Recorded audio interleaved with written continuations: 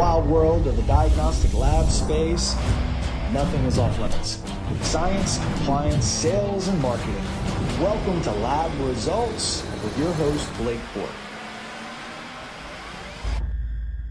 Today, ladies and gentlemen, we continue on our journey in collision-based sales. Some of you out there have heard me talk about collision-based sales. Maybe you've taken a training course before. I mentioned some things on our podcast before. It's important that we cover it again, specifically as it relates to what's going on right now in today's world, this post-COVID pandemic, salespeople getting into doctors' offices, being able to communicate a message that's rooted inside of the clinical application of the technology and the service offering that they have, capturing permission. And we literally closed yesterday's podcast with respect to position, capture permission. It's true. And then today we're going to talk about the all-important converting the mindset. Before we get there, I'm going to ask you, what have you done today to put yourself in power for this day? It's morning where I'm at. I got my workout in. I got my hour of worship in. I took my son on a 20-minute walk while I had 50 pounds of weight on my back. I dropped my daily message into my accountability group. I've been able to plan my entire day. I was able to create a bubble this morning that allowed me to pierce the world instead of the world piercing me. So where in your life can you put a bubble in your morning routine? Where can you make sure you get your workout in, you get your meditation, your prayer in, right? If you are a Christian, worship. If you are not, think about it. Where can you prepare yourself to be able to go into those conversations that you have today? Because those conversations, for better or worse, regardless if you believe it or not, they are going to be collisions, right? When we want to convert someone's mindset, he who has the strongest frame wins the game. And by frame, I mean argument, position, power, facts, data. You have to be able to pitch into a problem that creates pain, and you have to paint a picture of a possibility that exists only with your help. And so there's a lot of emotions that are going into this, and none of them can bubble to the surface, right? You can see yourself in a pristine, still pool of water. You cannot see yourself in a pot of boiling water. Your anger is not going to help you. Your anger will not help you sell. Your anxiety will not help you sell. Your sadness, your depression, your angst, your want, none of those things. As soon as you get on your agenda, when you operate inside of your worldview, when you operate inside of your self-view, as opposed to your client, the game is lost, right? All you guys are doing now is just wasting each other's time, having a conversation about nothing that's going to go nowhere for anybody. So the reason why we are communicating this message that's rooted in clinical fact and the benefits for patient care is because what you're doing is you're getting the prospect to paint a picture of what their worldview actually is inside of their practice. And guys, I'm telling you, if you've seen one worldview, you've seen one worldview. There are many types of doctors. There are many types of specialties, many different types of schools and medical schools, and they've had different backgrounds, and they got into it for different reasons. They're using different EMRs and EHRs, and they have different employees. There's different cultures, right? They're hospital employed, or they work for themselves, and they're private practices and entrepreneurs. They got into it maybe for the money, right? Because they knew they wanted to make a lot of it, and they heard doctors can do that. Maybe they got into it because it's a healing art and they always wanted to help people. Maybe they got into it because they were really good in school and the academic aspect challenged them and they wanted to write papers and get published and be known for discovery. Maybe they got into it for the wrong reasons and they've been looking for a way out. So depending on who you're dealing with, their worldview is their worldview. And inside of that worldview, there's also a self-view. So the worldview is their belief system, right? What do they believe to be true about your test? What do they believe to be true about patient care? What do they believe to be true about culture and sensitivity and its ability to give them MIC levels so that way they can do what? Fill in the blank. What do they believe about PCR testing? Do they have any understanding whatsoever and a worldview on PGX and what pharmacogenomics can do to be able to identify how patients metabolize medication? So that way they can prescribe the correct medication the first time without any medication interactions. What do they believe about NGS testing in cancer? What do they believe about pathology and IHC stains and the turnaround time that should be there? What type of data are they pulling from that, right? Once you get their belief system down, the next thing is for you to be able to ask questions and ask permission to hop in that worldview with them, to sit side by side and take a look at how they view their self inside of that. Why are they doing what they're doing, right? This is going to be a lot of people say, I want to be a consultant for the doctors. You haven't earned the right to be a consultant for the doctors. The doctors don't respect you. You're a salesperson, right? That stuff's earned. You're not going to come in there for the first time and say, I'm going to consult you on how to do your medical practice. I'm telling you, man, I hear this all the time from brand new sales reps, right? I've been doing this for 12 years. I haven't earned the right to consult with a doctor. I've helped set up medical practices. I've sold laboratories, right? Hundreds of thousands, if not millions of patients have been tested because of my sales systems and structures. I literally built EMR systems and LIMS systems, annual wellness visit softwares. Like, these are things that I've done. None of it matters whenever I'm talking to a new person.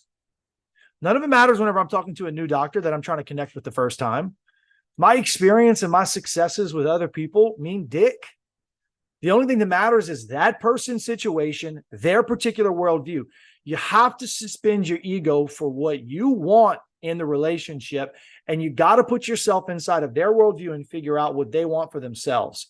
Once you can transition there, once you get into the hip pocket and you're side by side and you're looking at it for them and you're focusing now side by side, right, with the physician, with the provider, and you're looking at patient care, now we can start talking about what would be possible. What would be possible if you did have a 24-hour turnaround time for an infectious disease test? What would be possible if we were able to rapidly identify a pathogen there? What if we could, in a relatively fast turnaround time that still made a clinical impact, what if we actually could determine if it was a disease or an infection? To know the difference between it being an ulcer, it being an actual bacteria, or it being a cancer.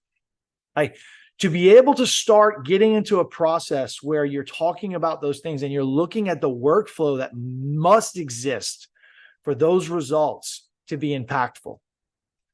That's where you want to get. That's where you're converting someone's mindset. You're trying to get them to go from what may be to what will be, to what might be to what must be. Under what conditions would have to be here in order for us to make that happen? I'm telling you right now, after selling hundreds of thousands of COVID tests and infectious disease tests and talking to thousands of doctors across the country over the last 12 or 13 years, I can tell you right now with certainty, a doctor cannot prescribe or a doctor cannot adhere to antibiotic stewardship if they're only using culture and sensitivity. The turnaround time does not allow for it. They will have to empirically prescribe, depending on how the patient presents. And the big problem is that the infection continues to grow inside of the patient. If they wait, the same time the sample may or may not be growing inside of the culture dish. The problem with PCR testing, big problem with PCR testing, is doctors want those MIC levels. So the gold standard is probably a combination of the two.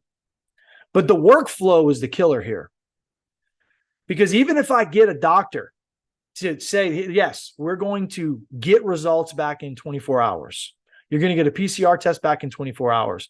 If that practice's workflow doesn't allow for them to order the test and then the next day come and check to see the results before they call in the script to a Walgreens or a CVS or a local pharmacy, the doc is still going to be empirically prescribing. So all you've done really is you've exchanged culture and sensitivity for PCR, but the whole goal is to be able to prescribe appropriately, but the workflow and the practice hasn't changed. And that's how you have to be different. You have to understand the pain to change has got to be less than the pain to stay the same. And they need to know what the payoff is and the possibility here. And the possibility to practice antibiotic stewardship using PCR as an example. From a toxicology standpoint, if a doctor's prescribing a 30-day script of oxycodone still in today's world to a brand new patient, right? And they're ordering a drug screen and they never opened up the results, they should have never ordered the drug screen. All they were doing is to cover their ass. Plenty of doctors we saw back in the day do that. We fired a lot of clients because the actual tests that they ordered did not impact the care. And when you're a lab owner and you go through these audits and you look at notes, you start to realize that honestly, if a doctor's not utilizing a test, I just soon never have them send to me, because the only thing their volume is a guaranteed expense. Because Medicare is going to audit, they're going to look at the notes, they're going to come back, they're going to claw back, and your laboratory is going to be put in a really bad situation. And you're going to wonder why you're getting asked to lower your compensation or why you're being terminated, because you send so much volume, but none of it paid, because a lot of it wasn't medically necessary 9 months, 12 months after the fact. So it's very important when we hop in this worldview that we're also considering how the self operates inside of the worldview. And this is where they're going to lean on you. They're going to lean on you heavy, heavy, heavy, heavy. If you disappear, if you're like a visionary and you come in and you give them a whole lot of great ideas and you convince them that your way is the right way, and then you disappear, they're not going to trust you anymore. They're going to get very paranoid. You can't be there selling because you like talking. You have to be there selling because you like creating pull through and you like to finish things. If you struggle with finishing things, you're always going to struggle as a salesperson. You're going to be great at starting things, but you're going to be horrible at finishing things. And inside of this collision-based sales, the end goal is to establish pull through. And so when we get into converting their mindset, if you are timid, if you don't believe in yourself, if you can't stand in the pocket and ask, not irresponsible questions, not difficult questions, but questions that establish your frame. Because once they answer your questions around patient care and around the benefits of culture and sensitivity and the problems that exist with patients who still go to the hospital, right? They came see you, you prescribed them an antibiotic, they went to the hospital. What are some of the reasons why they would still go to the hospital? Doctor says, well, maybe they were resistant to the antibiotic, maybe they didn't take it, maybe they didn't go pick it up from the pharmacy. 4 or 5 different reasons there. One of those is the truth. And so if we're able to identify what the truth is as we're building our story, that's what we're going to operate inside of. We're going to operate inside of their truth, their reality, not our own reality. That is a conversion of mindset. When you think of convert, you think of a spiritual conversion. You think of somebody who goes from not believing to believing. They go from an atheist to a Christian, right? They go from somebody who's a cafeteria Catholic to all of a sudden being born again. There's a spiritual conversion that occurs. They flip from one side of the fence to the other, transformed, never to go back. So it's important, once we have this conversion of mindset, the next step, compelled to action, we give them something to do. So that way we affirm that they understand that they're actually committed to doing the work. So through that compilation of action, we drive them towards their actual affirmed commitment. More on Compelled to Action tomorrow. You've been listening to Lab Results with Blake. This is Blake Bork. Please like, share, and subscribe to this podcast. Remember, greatness is contagious.